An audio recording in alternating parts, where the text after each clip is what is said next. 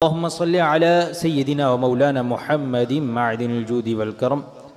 وآله الكرام وابنه الكريم وبارك وسلم صلاة وسلاما عليك يا سيدي يا رسول اللہ صلی اللہ تعالی علیہ وسلم۔ آج کی یہ ہفتہ واری سنی دینی نشست خصوصیت کے ساتھ عرس سیدی امام اہل سنت اعلیٰ حضرت امام احمد رضا خان فاضل بریلوی قدس سرہ العزیز بھی ہے، اور یہ اعلیٰ حضرت کا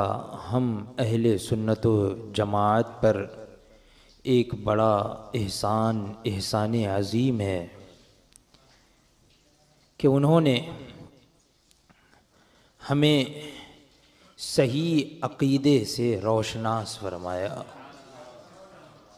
اور برے اور غلط عقائد سے خبردار فرمایا۔ اسی لیے ہمارے جماعت رضائے مصطفیٰ، وہ جماعت جس کی بنیاد خود حضور سرکار اعلیٰ حضرت نے رکھی، اسی کی آج یہ ایک شاخ ساؤتھ زون ممبئی کے زیر انتظام، اس سے قبل بھی عقائد اہل سنت پر مشتمل اعلیٰ حضرت کی مشہور زمانہ کتاب تمہید ایمان کا مکمل درس ہوا، اور پھر اس کے بعد یہ بھی کتاب جس کا نام جاء الحق ہے، عقائد پر ہی مشتمل ہے کہ جس کے ذریعے سے ہمارا اپنا جو بنیادی عقیدہ ہے وہ بھی ثابت ہو جائے، اور جو ہمارے ان عقائد کے خلاف طرح طرح کے سوالات اور اعتراضات کرتے ہیں تو ان کا جواب بھی ہو جائے۔ تو ہمیں بار بار احسان ماننا چاہیے اس ذات والا بابرکات کا جسے اعلیٰ حضرت کہا جاتا ہے۔ بہرحال آج کے اس درس میں، درس جاء الحق میں، علم غیب مصطفیٰ صلی اللہ تعالی علیہ وسلم کے ثبوت میں انشاءاللہ تبارک و تعالی احادیث کریمہ پیش کی جائیں گی۔ اس سے قبل قرآن پاک کی متعدد آیات کریمہ اور اس کے ضمن میں اس کی تفاسیر، اس کی تاویلات اور علماء کرام کے اقوال ذکر ہوئے، جس سے روز روشن کی طرح بالکل عیاں ہو گیا کہ اللہ تبارک و تعالی نے علم غیب ہی نہیں بلکہ ساری کائنات کا علم، صرف بعض علم غیب ہی نہیں، کچھ نہیں بلکہ ساری کائنات کا علم اللہ تبارک و تعالی نے اپنے حبیب کو عطا فرما دیا۔ انشاءاللہ آج بھی احادیث کریمہ کی روشنی میں اسی کو ذکر کیا جائے گا۔ مؤلف حضرت علامہ مفتی احمد یار خان نعیمی علیہ رحمت و رضوان فرماتے ہیں کہ یہ جو فصل ہے، یعنی ہم یہاں جو درس اس ٹاپک پہ شروع کر رہے ہیں، یعنی احادیث کریمہ کی روشنی میں علم غیب کا ثبوت، فرماتے ہیں اس فصل میں ہم نمبر وار احادیث بیان کرتے ہیں، پھر اسی نمبروں کی ترتیب سے انشاءاللہ تیسری فصل میں ان حدیثوں کی شرح بیان کریں گے۔ یہاں انشاءاللہ تبارک و تعالی 20 احادیث کریمہ پیش کی جائیں گی علم غیب کے ثبوت میں، اور پھر اس کے بعد اگلی فصل میں انہی نمبر وائز جو ہے ان احادیث کریمہ کی تشریح ہوگی۔ تو احادیث کریمہ کا متن ہی انشاءاللہ تبارک و تعالی سن کر جو صاحب حق اور صاحب رائے ہوگا، جو فیصلہ کر سکتا ہے، عقل والا ہوگا، تو انشاءاللہ تبارک و تعالی اس کی عقل فیصلہ کر دے گی کہ اللہ تبارک و تعالی نے اپنے حبیب کو تمام لوگوں سے زیادہ علوم عطا فرمائے۔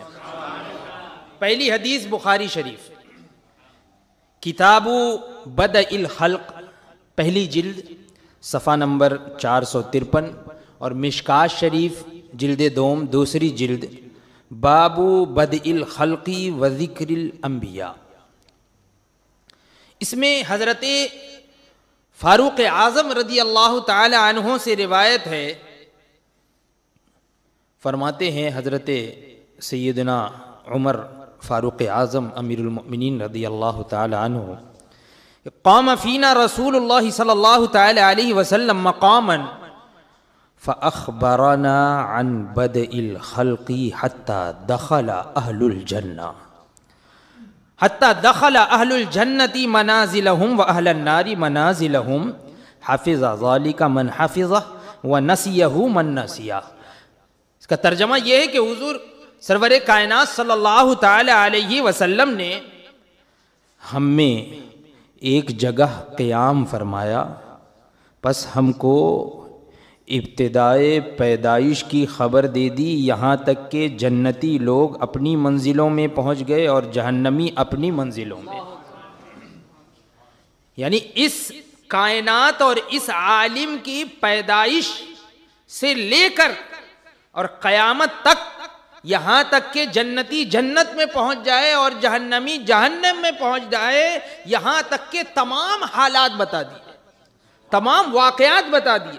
تمام باتیں بتا دی، تمام علوم سے باخبر فرما دیا۔ حضرت فاروق اعظم فرماتے ہیں یہاں تک کہ جنتی لوگ اپنی منزلوں میں پہنچ گئے اور جہنمی اپنی منزلوں میں، جس نے یاد رکھا اس نے یاد رکھا اور جو بھول گیا وہ بھول گیا۔ حضور نے تو سب بیان فرما دیا، اب جو یاد کر سکتا تھا، جتنا یاد کر سکتا تھا اتنا اس نے یاد کیا، جو بھول گیا وہ بھول گیا۔ اس جگہ حضور نے دو قسم کے واقعات کی خبر دی۔ کیا؟ پہلی تو یہ کہ عالم کی پیدائش کی ابتدا کس طرح ہوئی، کیونکہ پیدائش سے لے کر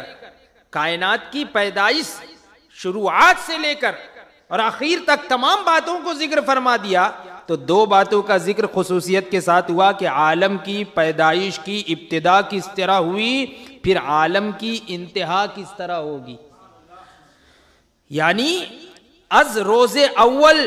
تا قیام قیامت ایک ایک ذرہ قطرہ سب کچھ بیان فرما دیا۔ یہی نہیں بلکہ یہ حدیث مشکات شریف میں باب المعجزات میں حضرت امام مسلم سے بروایت عمرو بن اخطب اسی طرح منقول ہے، مگر اس میں اتنا اور ہے، کیا کہ فَأَخْبَرَنَا بِمَا هُوَ كَائِنٌ إِلَى يَوْمِ الْقِيَامَةِ فَأَعْلَمُنَا أَحْفَظُنَا،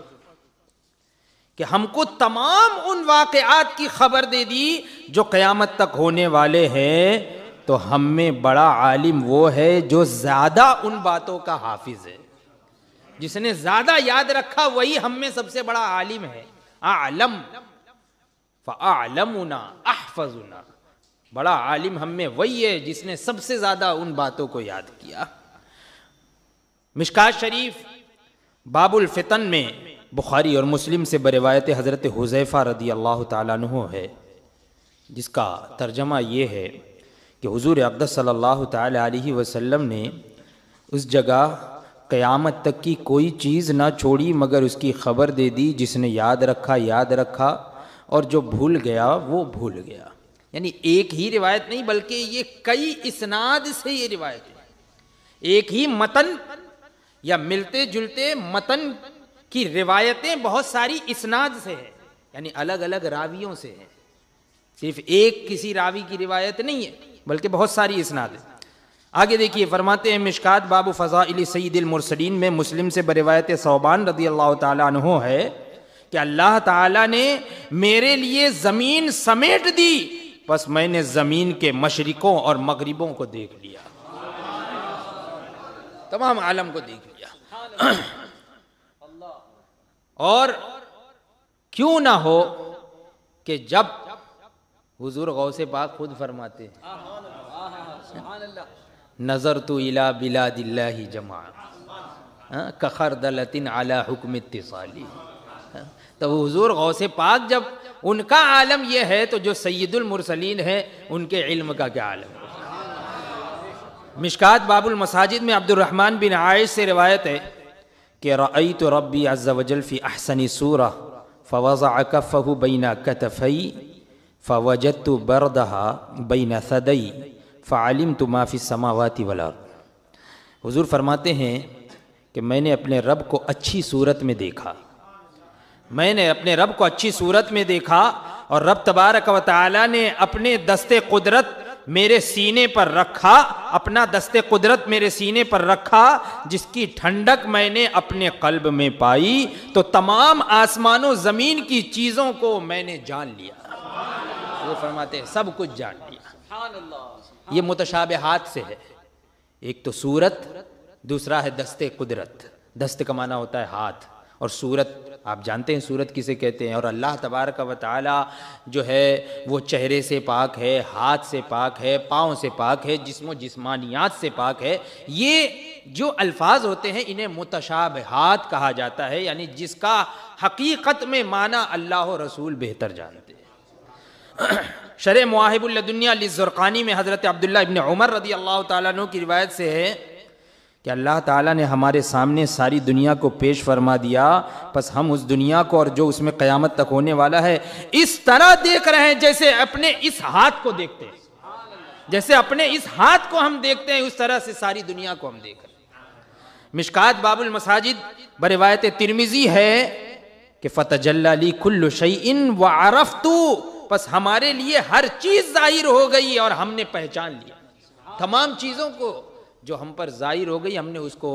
پہچان بھی لیا۔ مسند امام احمد بن حنبل میں بروایت ابو ذر غفاری رضی اللہ تعالیٰ عنہ ہے لقد ترکنا رسول اللہ صلی اللہ تعالیٰ علیہ وسلم وما يحرك طائر جناحيه الا ذکر لنا منه علما، کہ ہم کو حضور صلی اللہ تعالیٰ علیہ وسلم نے اس حال پر چھوڑا کہ کوئی پرندہ اپنے پر بھی نہیں ہلاتا مگر اس کا ہم کو علم بتلا دیا گیا۔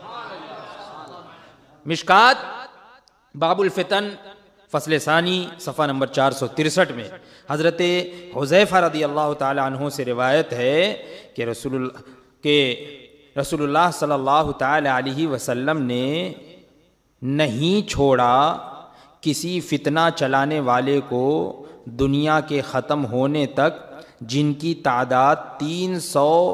یا اس سے زیادہ تک پہنچے گی، مگر ہم کو حضور نے اس کا نام، اس کے باپ کا نام، اس کے قبیلے کا نام بتا دیا۔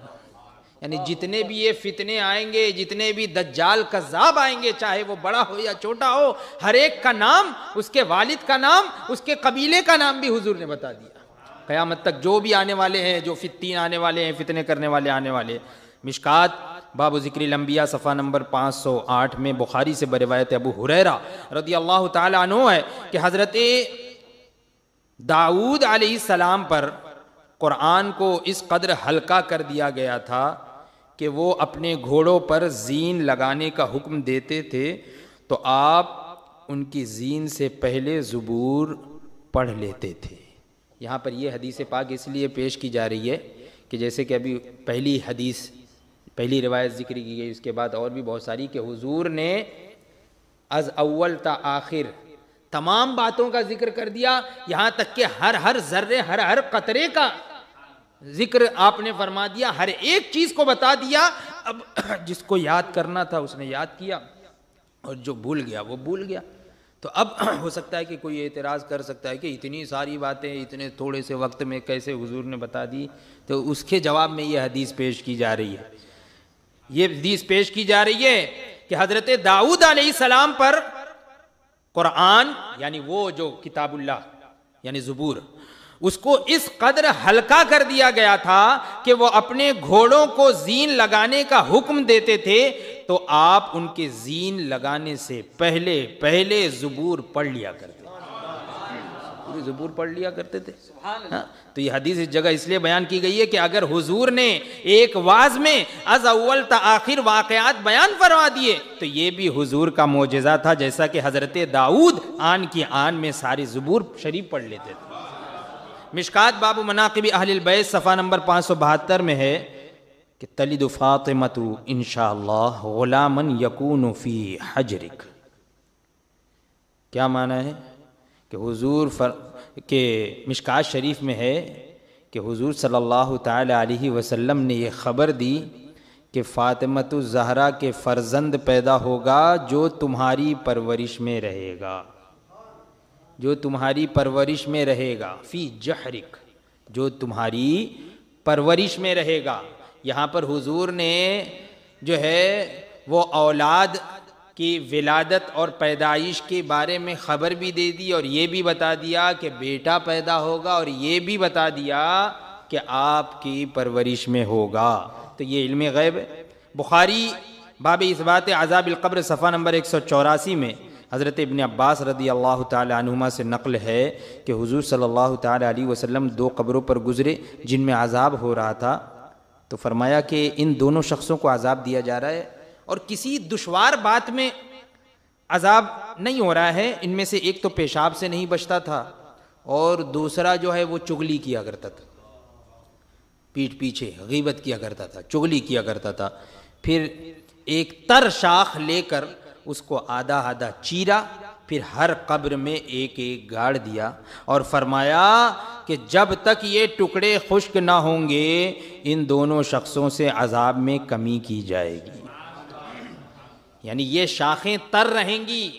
تر و تازہ رہیں گی، اللہ کی تسبیح بیان کرتی رہیں گی، اور عذاب میں، قبر والے کے عذاب میں تخفیف ہوتی رہے گی۔ اسی لیے اسی حدیث پاک کی روشنی میں، اسی کے جو ہے وہ ضمن میں ہم یہ ثبوت لاتے ہیں کہ قبروں پر پھولوں کی چادریں ڈالنا یہ جائز، بلکہ حدیث سے ثابت ہے کہ جب تک وہ پھول اور وہ پتیاں تر و تازہ رہیں گی، قبر پر رہیں گی، اس وقت تک صاحب قبر کے عذاب میں تخفیف ہوتی رہتی ہے نا۔ اب یہاں پر ایک بات اور کہ کوئی یہ کہے کہ بھئی تو پھر جو ہے وہ اولیاء اللہ جو ہیں ان کو تو کیا ان کو بھی عذاب ہوتا ہے کہ ان کے قبر پر جو ہے اتنی اتنی پھولوں کی چادر چڑھا دیتے ہو؟ سمجھ میں آئی بات؟ تو اس کا جواب یہ ہے، یہ بھی حدیث پاک کا مفہوم میں بیان کر رہا ہوں، حدیث پاک کی روشنی میں، کہ جب کسی کے ذمے گناہ ہوتا ہے، کوئی گناہ ہوتا ہے، کسی کے ذمے گنہگار ہوتا ہے، تو اللہ تبارک و تعالی اس کے گناہوں کو معاف فرماتا رہتا ہے، اور جب اس کے سارے گناہ معاف کر دیے جاتے ہیں اور پھر کوئی اس کے لیے دعائے مغفرت کرتا ہے تو اللہ تبارک و تعالی صاحب قبر کے درجات کو بلند فرماتا، درجات کو بلند فرماتا۔ تو اللہ کے وہ ولی اور محبوب بندے کہ ہم اگر دعا کریں یا چادر چڑھائیں اور اس کی وجہ سے ان کے درجات بلند ہوں تو وہ ہم سے خوش ہوں گے، اور جب ہم سے خوش ہوں گے تو قیامت میں وہ ضرور ہمیں اپنے ساتھ لیں گے، ہے نا۔ اس لیے تو فرماتے ہیں کہ حضور اقدس صلی اللہ تعالی علیہ وسلم نے فرمایا کہ جب تک یہ ٹکڑے خشک نہ ہوں گے ان دونوں شخصوں سے عذاب میں کمی کی جائے گی۔ یہ علم غیب ہوا یا نہیں؟ ہاں، قبر کے اندر کی حالات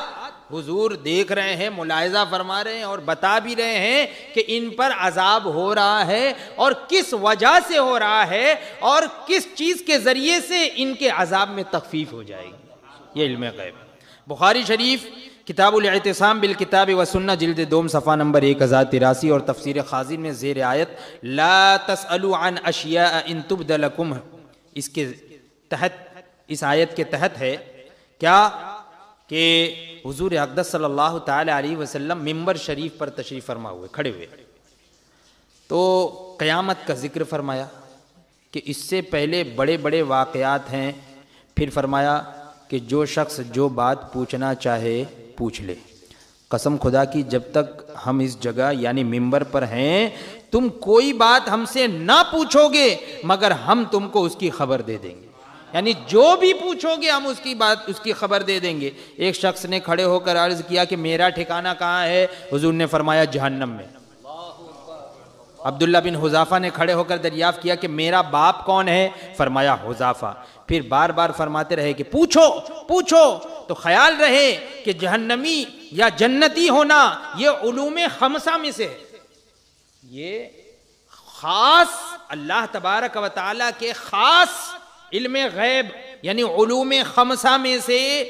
جہنمی یا جنتی ہونے کا علم ہونا ہے کہ کون جہنمی ہے، کون جنتی ہے، کون سعید ہے، کون شقی ہے۔ قرآن پاک سے یہ ثابت ہے کہ اس کا علم صرف اور صرف اللہ تبارک و تعالیٰ کو ہے۔ اسی طرح کون کس کا بیٹا ہے، یہ ایسی بات ہے کہ جس کا علم سوائے اس کی ماں کے اور کسی کو نہیں ہو سکتا، قربان ان کی نگاہوں کے جو کہ اندھیرے اجالے دنیا اور آخرت سب کو دیکھ رہی ہے۔ تو یہ سب جو کچھ بھی آتا ہوا، یہ جو کچھ بھی علوم ہے، یہ چاہے علوم خمسہ میں سے ہی کیوں نہ ہو، اللہ تبارک و تعالیٰ نے اپنے اس خاص بندے کو اپنے خاص علم غیب پر بھی مطلع فرما دیا۔ مشکات باب مناقب علی صفحہ نمبر 563 میں ہے، مشہور ہے یہ، مقررین سے آپ جو ہے بارہا سنتے رہے ہیں یہ روایت کہ حضور صلی اللہ تعالی علیہ وسلم نے خیبر کے دن فرمایا کہ ہم کل یہ جھنڈا اس کو دیں گے جس کے ہاتھ پر اللہ تبارک و تعالیٰ نے خیبر فتح جس کے ہاتھ پر اللہ تبارک و تعالیٰ خیبر فتح فرما دے گا، اور وہ اللہ اور اس کے رسول سے محبت کرتا ہے۔ پہلے ہی خیبر کے فتح خیبر سے پہلے ہی ایک روز پہلے ہی حضور نے ساری باتیں بتا دی۔ اسی طرح مشکات باب المساجد صفحہ نمبر 69 میں ابو ذر غفاری رضی اللہ تعالیٰ عنہ سے ہے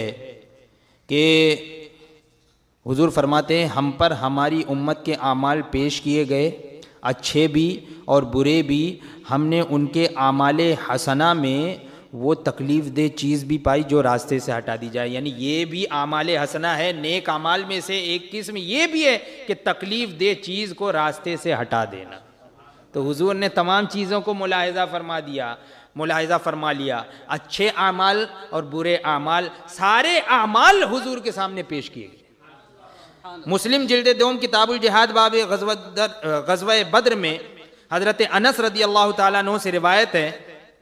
کہ حضور اقدس صلی اللہ تعالیٰ علیہ وسلم نے فرمایا بدر کے دن،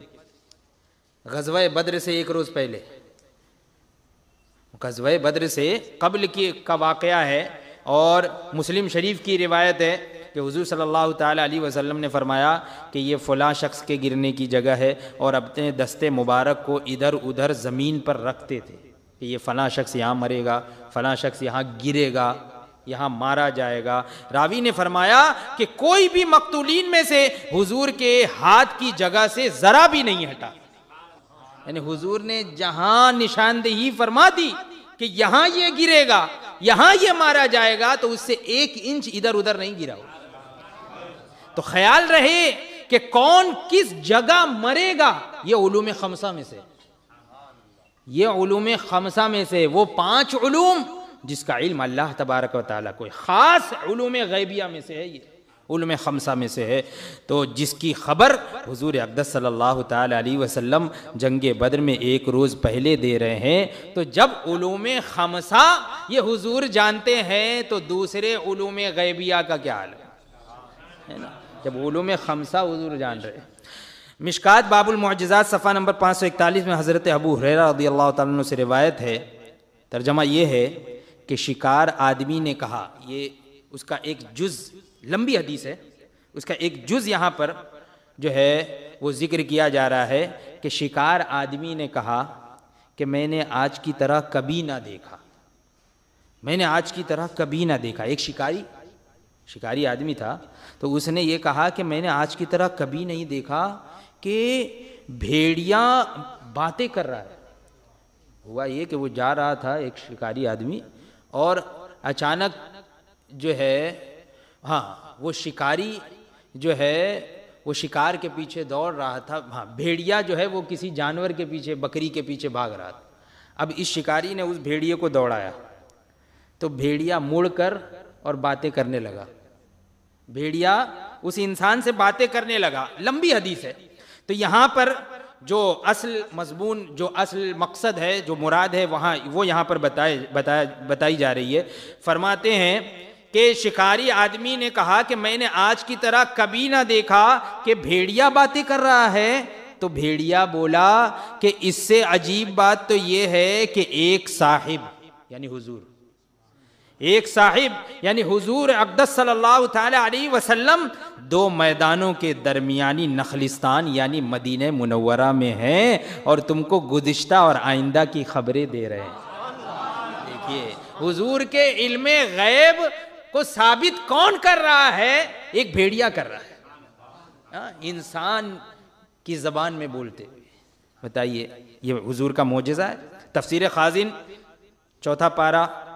زیر آیت ما کان اللہ لیذر المؤمنین علی ما انتم علیہ، اس کے تحت، اس آیت کے تحت ہے تفسیر خازن میں کہ حضور اقدس صلی اللہ تعالی علیہ وسلم نے فرمایا کہ ہم پر ہماری امت پیش فرمائی گئی اپنی اپنی صورتوں میں مٹی میں، جس طرح کہ حضرت آدم پر پیش ہوئی تھی، جس طرح حضرت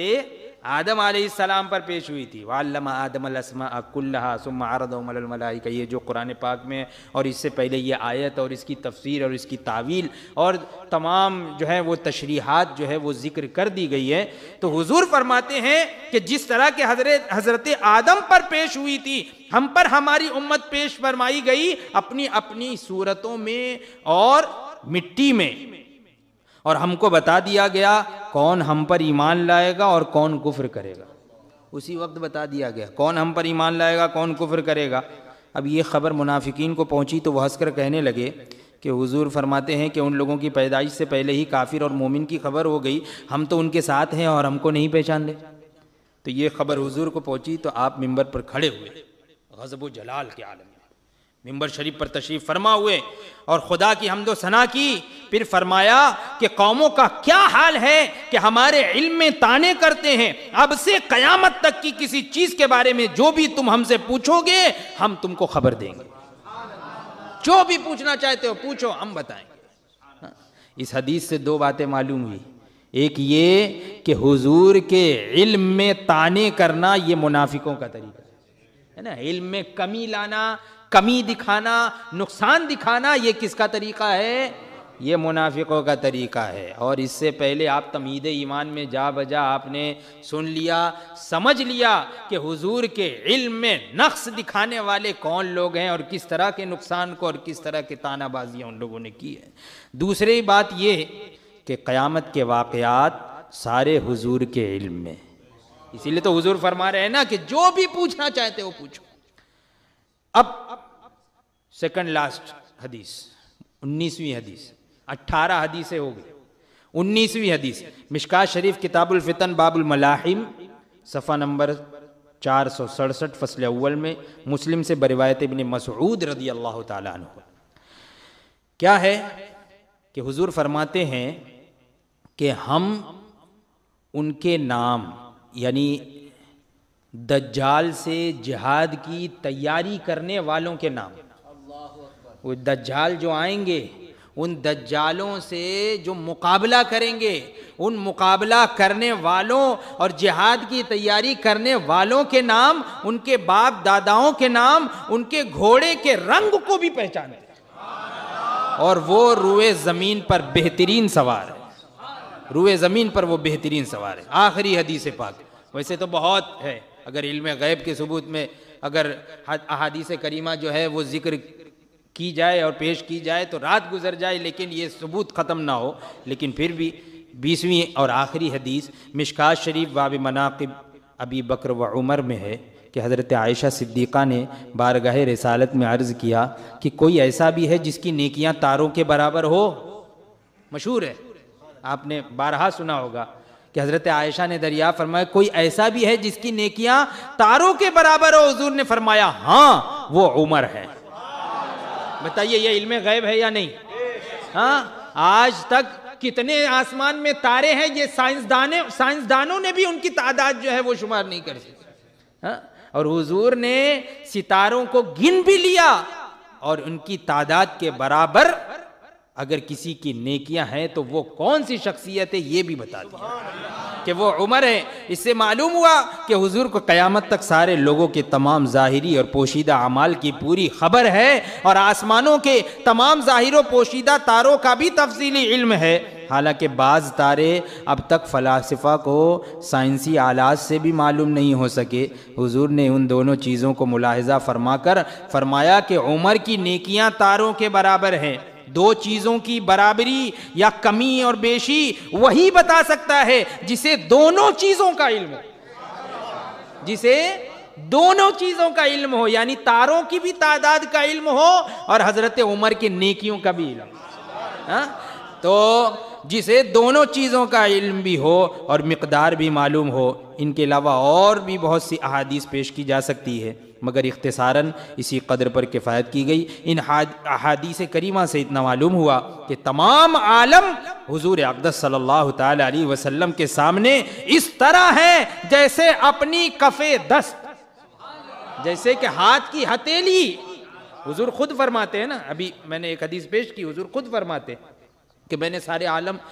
عالم کو اس طرح ملاحظہ فرماتا ہوں جس طرح کہ اپنے ہاتھ کو دیکھتا ہوں، اپنے ہتھیلی کو دیکھتا ہوں، جیسے اپنی کف دست۔ خیال رہے کہ عالم کہتے کسے؟ عالم کہتے ہیں ما سوی اللہ کو، عالم کہتے ہیں اللہ تبارک و تعالی کی ذات و صفات کے علاوہ جتنی چیزیں،